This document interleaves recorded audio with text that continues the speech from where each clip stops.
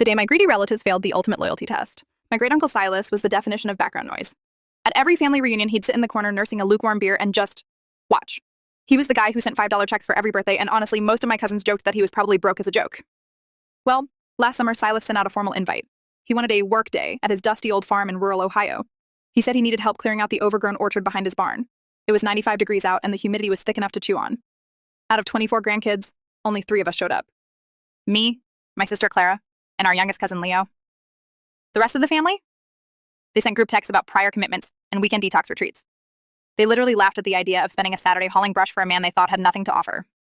We spent 10 hours in that sun. Silas didn't say much. He just pointed at which trees to cut. But when the sun started to set, he led us into the barn. He pulled a heavy canvas tarp off an old dusty trunk and opened it. It wasn't full of gold or cash. It was filled with meticulously organized folders. Silas wasn't just a farmer. He was one of the earliest investors in a massive tech giant. And he'd been sitting on a silent fortune for 40 years. He looked at the 3 of us, wiped the sweat from his brow, and said, "I've spent my life watching this family treat people like they're only worth what they can provide.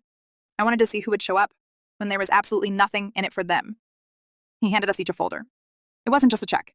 It was a full partnership in his private trust. The others? When they found out, they screamed about fairness and family bonds.